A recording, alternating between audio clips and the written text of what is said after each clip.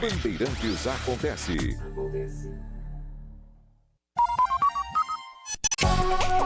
Saber, entender, compreender, conhecer, descobrir, ouvir. Bandeirantes acontece.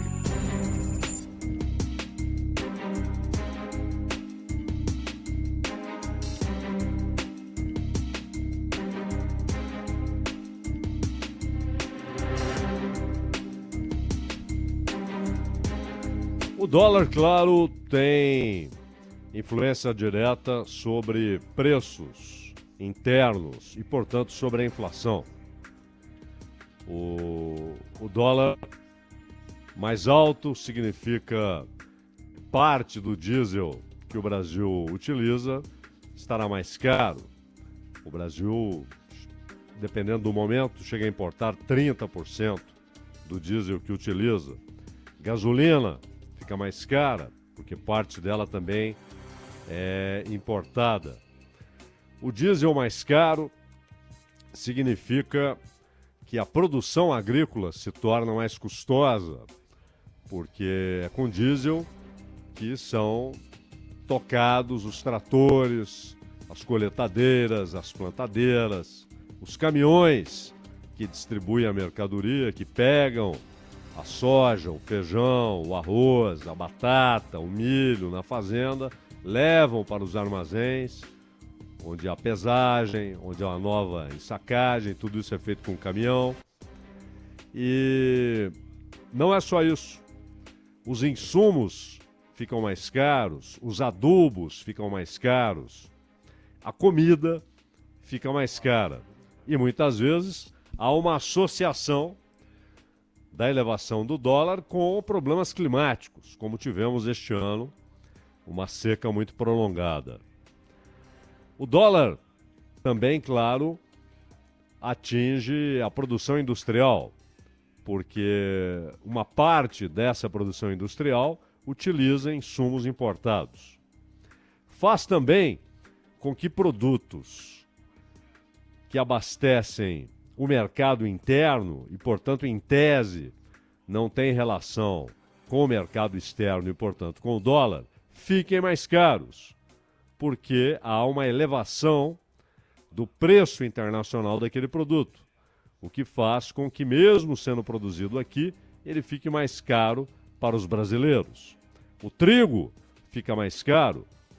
O Brasil, a última vez que vi a relação de produção, consumo e importação, o Brasil tinha um consumo de 12 milhões de toneladas, produzia 7 milhões, portanto importava 5.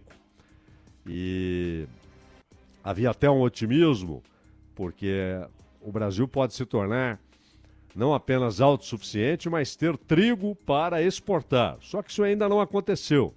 Então o pão, usado pela maior parte da população, pão francês, que usa trigo, farinha de trigo, fica mais caro. E é claro, esse impacto, ele acontece principalmente com os alimentos e, portanto, afeta principalmente os mais pobres, a maioria da população. Porque esse até é um ponto interessante quando se fala... Não, o salário mínimo, mesmo com essa mudança, ele terá a inflação garantida, né? Ele não perderá para a inflação. Isso é um sofisma, porque nós temos uma média nacional de preços. Então você tem ali 40 preços. E os alimentos são apenas um desses setores. Só que para o pobre, o impacto do preço do alimento é muito maior. Muitas vezes representa 50% do que ele gasta por mês. É comida. Então, para ele, a elevação do preço da comida tem um impacto muito maior do que aquele que está registrado na média inflacionária, que considera transportes, que considera vários outros itens, mas ao considerar transporte, considera também passagem aérea, etc. Não é só o ônibus, né? não é só passagem de metrô, de trem. Mas o dólar, ele tem um impacto tal na economia, e ele, inclusive, a sua cotação vai determinar, exatamente por essa relação que muitas vezes não é mencionada, é invisível, mas o salário em dólar ficou menor.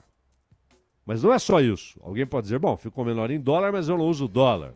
Acontece que esse impacto no preço faz com que o poder aquisitivo contido no salário diminua. Há uma perda real de salário mesmo com uma elevação nominal. Não, houve uma correção, corrigiu-se pela inflação. Então a inflação e mais um pouquinho. Mas a sua perda de poder aquisitivo, em termos reais, ela é inequívoca. O salário vale menos do que valia há 2 meses, do que valia há 1 ano, do que valia há 2 anos. Ele vai perdendo o poder de compra. E não adianta dizer que há o reajuste nominal e até um aumentozinho além do reajuste nominal. Não é isso. O salário vale o que ele adquire, o que ele compra. Então, se há perda de poder aquisitivo, o salário real é menor. E os trabalhadores brasileiros, há décadas, convivem com redução real de salário. O dólar, ele tem impacto na dívida pública, ou diretamente, porque uma parte da dívida, mais de 20%, é contratada em dólar, mas também porque ele tem impacto no movimento da taxa de juros, na Selic. É óbvio, pois, que você tem um impacto em mais de 70% da dívida quando a Selic aumenta. Mas o dólar, que impacta o restante da dívida, ele impacta a Selic. Ele tem influência sobre o aumento ou a redução da taxa básica de juros. Ele é utilizado como justificativo, como tem sido agora, para a elevação da taxa de juros. Mas é um movimento de mão dupla e 2 direções. Da mesma maneira que o dólar influencia a Selic, Selic influencia dólar. Numa economia saudável, onde não houvesse manipulação da taxa de juros e do mercado de câmbio, a elevação da Selic produziria imediatamente redução do dólar. Ainda mais com a redução da taxa de juros nos Estados Unidos. Por quê? Taxa de juros menor nos Estados Unidos significa que os títulos do Tesouro americano estão pagando menos. Então há menos interesse nesses títulos e, portanto, menos demanda mundial por dólar. Segundo, havendo elevação da Selic, o que deve acontecer? Os papéis brasileiros se tornam atraentes. Contratos regidos pela Selic, que tem a Selic como indexadora, esses contratos se tornam atraentes. São juros muito altos. O que o Banco Central anunciou é que em março a Selic estará pagando 14,25. É um negócio estratosférico nesse mercado global.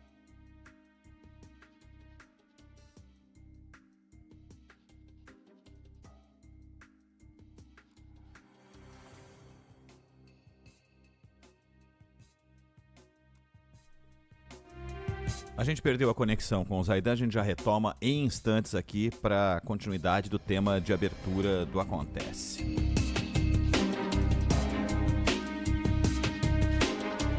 Antes, quero agradecer a você que está conosco e que siga mandando mensagens pra gente. O Zaidan estava falando e está falando a respeito de câmbio, como um dos pilares desse tema de abertura. O dólar nesse momento cotado a R$ 6,20, com alta de 1,82, renovando o recorde já atingido. O euro com alta de 1,84%, cotado a 6,51. A última atualização que acabou de sair. A Bovespa opera em queda de 1,93%, com 122.367 pontos.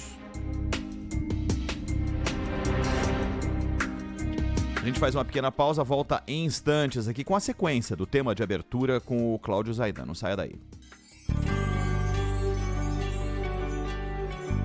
Para você, um maravilhoso 2025. Paz, amor e saúde. Realizações e prosperidade. Tudo do bom e do melhor para você em 2025.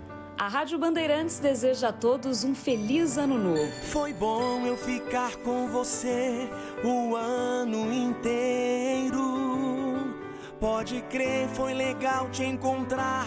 Foi amor verdadeiro.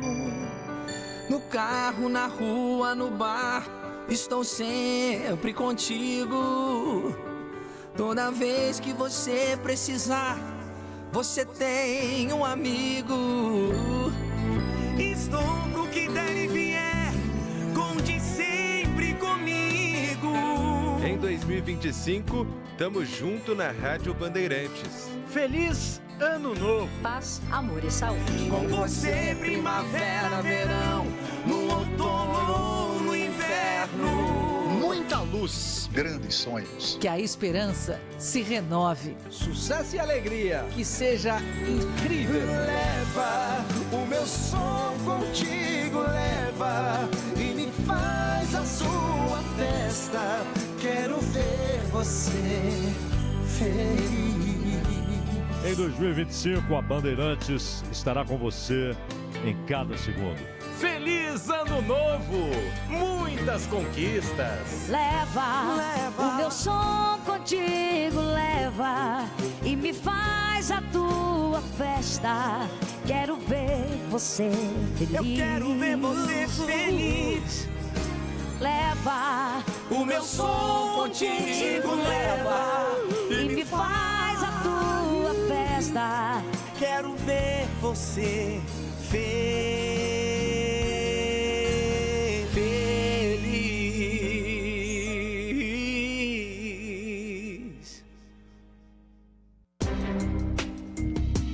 Agora 3h44, voltamos com você, Zaidan, no tema de abertura do Acontece.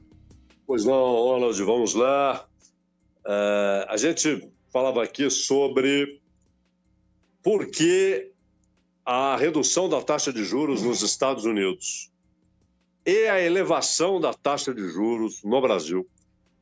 Qualquer um desses fenômenos, isoladamente, seria capaz de produzir a descida do dólar em relação ao real. O real se valorizaria porque haveria procura por real, seja para obter esses rendimentos estratosféricos que a Selic permite, os contratos indexados em Selic, inclusive títulos do governo, seja porque os títulos do Tesouro americano se tornam menos atraentes com juros mais baixos. Então há uma redução da procura por dólares no mundo, porque há menos interesse em comprar títulos do Tesouro americano. Logo, menos procura por dólar aqui e no mundo, e aqui especificamente haveria a velha e infalível regra, ou seja, uma oferta de dólares acima da procura produziria a redução do valor do dólar em relação ao real. Por que isso não aconteceu? Com os dois fenômenos combinados. Mesmo assim, não aconteceu. É recorde atrás de recorde.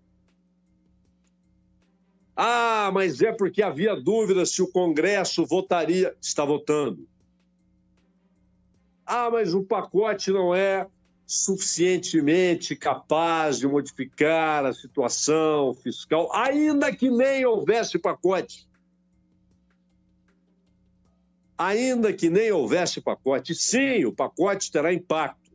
E terá impacto não para os credores, não para o sistema financeiro, não para os bancos. O impacto será em cima do trabalhador que ganha um salário mínimo, em cima daquele que nada tem e necessita, pela idade ou pela impossibilidade de trabalhar, necessita do benefício de prestação continuada. O Fundeb, a educação é sempre importante, todos dizem isso, e o Fundeb está entre os alvos. E não é só isso. Aliás, o ataque à educação e à saúde, ele foi adiado.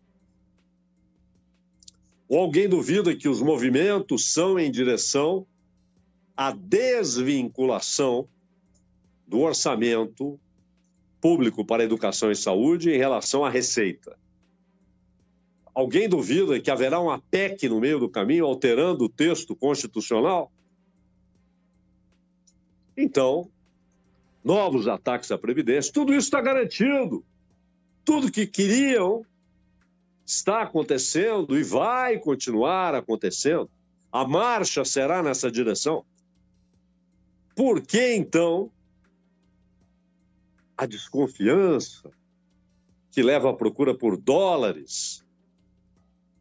Em vez de comprar dólar, eu tenho a Selic a 12,25, daqui a alguns meses 14,25. Não preciso comprar dólares para adquirir títulos do Tesouro Americano, porque a remuneração lá está baixa outra vez.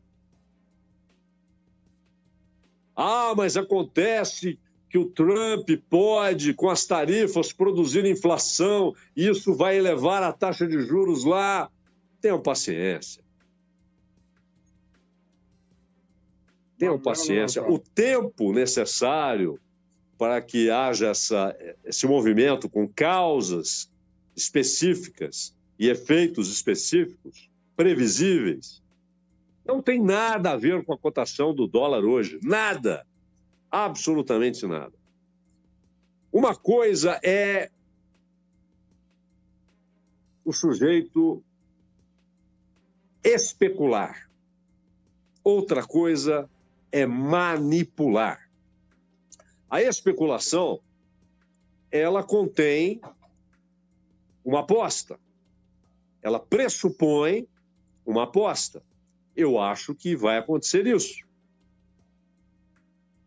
Há um exemplo clássico. Em 1992, o Soros atacou a libra esterlina. Foi um movimento especulativo. Qual era a ideia? O Banco da Inglaterra tentava segurar a libra supervalorizada. Havia uma pressão imensa para que houvesse elevação da taxa de juros para garantir a valorização da libra esterlina em relação às moedas europeias. O marco era a grande referência, o marco alemão. Já se construía o euro, ao qual o Reino Unido nunca aderiu. E o Soros apostou que o Banco da Inglaterra não conseguiria. Ele apostou 10 bilhões de dólares emprestados. Ele pegou emprestados esses 10 bilhões. Ele poderia perder ou ganhar. Ele ganhou em um dia 1 bilhão de dólares. Ele ganhou a aposta, mas era um jogo. Era Soros contra o Banco da Inglaterra. Claro que Soros não se limita a especular, ele também manipula. Mas esse é um caso clássico de especulação. Você pode perder, você pode ganhar. Vamos apostar contra o real. Mas o Banco Central tem mais de 380 bilhões em reservas. É um jogo arriscado. Mas aí o Banco Central dá seguidos sinais de que não pretende jogar esse jogo. Não pretende usar as reservas para deter a alta do dólar. Fez isso esta semana, mas de maneira, embora bilionária, estamos falando, o Banco Central chegou a colocar 1% das reservas. Mas não é um programa estabelecido. Passou desse limite, entramos oferecendo dólares. Porque há o cuidado de não haver um ataque às reservas, uma redução das reservas. O Brasil tem um nível invejável de reservas. Quase 400 bilhões. Teve de colocar uma quantidade considerável, mas ainda algo ínfimo em relação ao tamanho das reservas. Então é um jogo arriscado. O Banco Central tem uma reserva elevada. Uma coisa é isso, especular, jogar, apostar, tentar antever o que vai acontecer. Outra coisa é manipular, é determinar o resultado do jogo. Imagine que o capital que tem contratos onde ele é credor em dólares e em reais.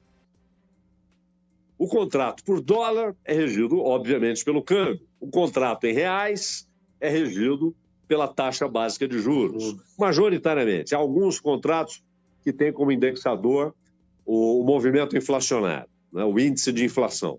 Mas são cada vez menos nesse pacote da dívida pública.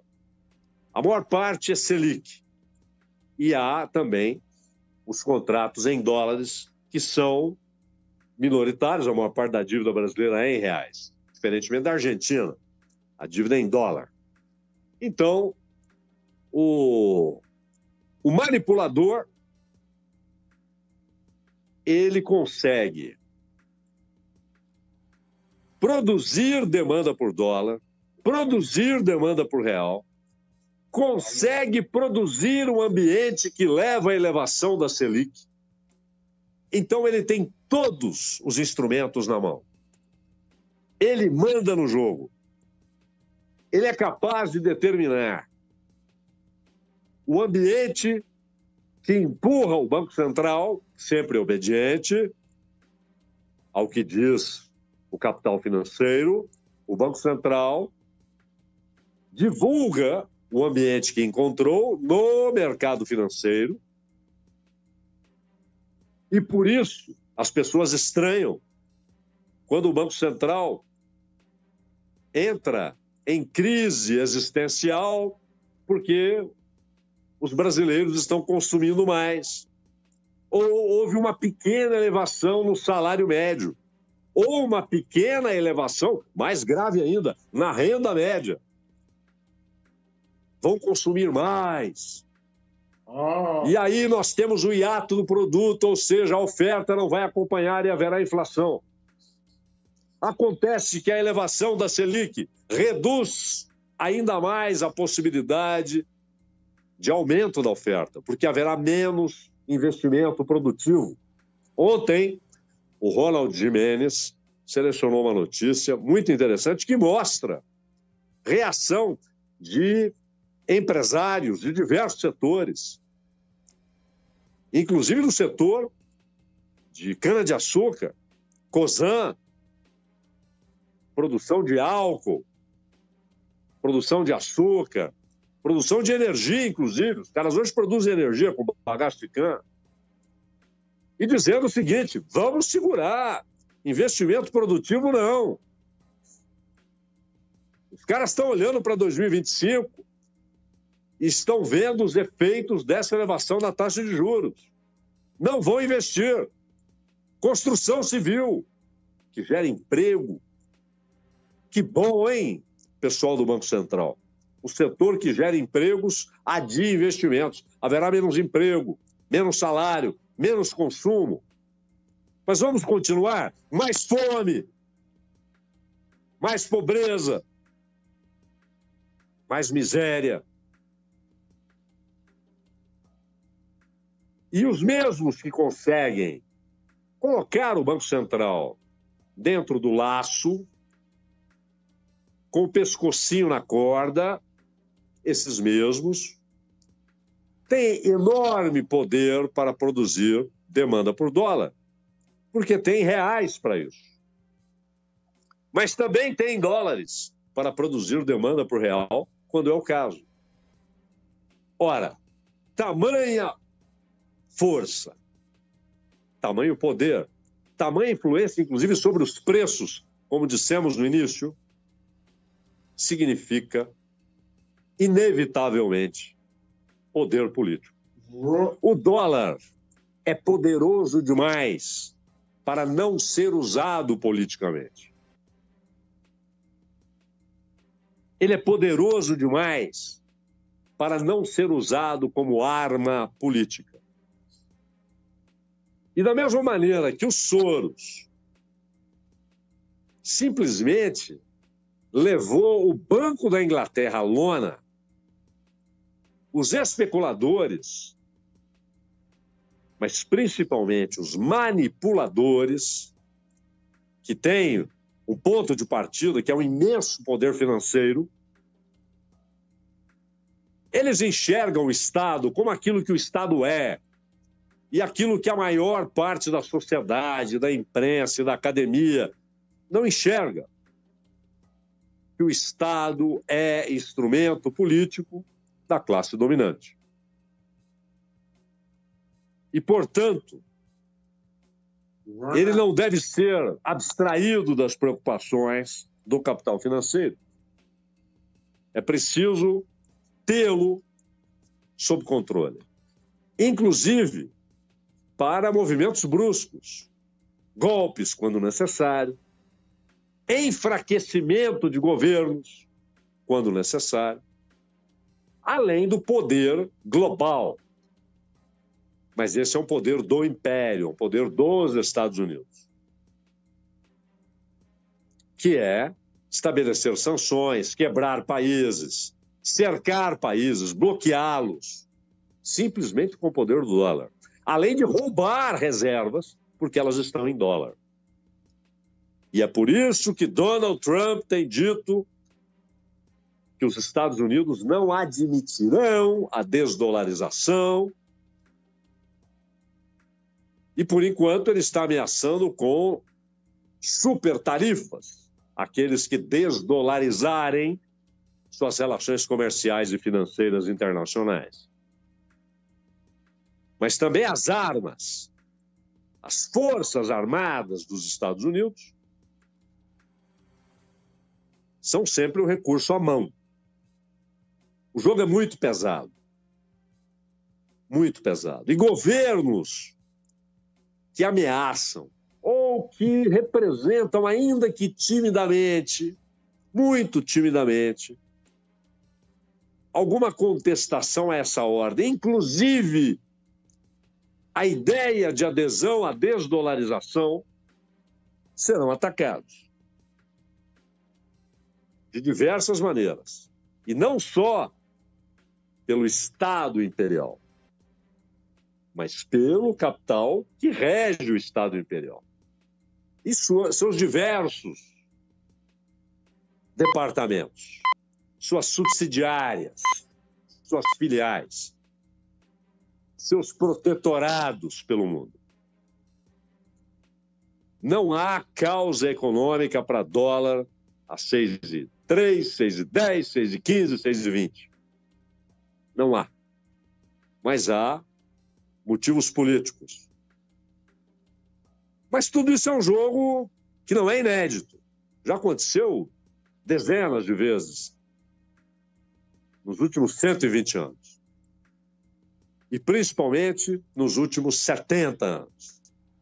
Mas o que chama a atenção é que grande parte daqueles que devem informar, dizer o que está acontecendo, grande parte ou não vê, ou faz de conta que não vê,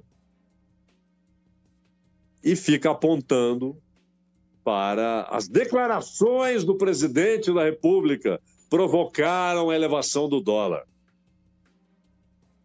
Quem manipula o mercado de câmbio também manipula a Selic. E definitivamente não deixa de almoçar, nem de dormir, nem de tomar café por qualquer declaração de presidente da República. Meu caro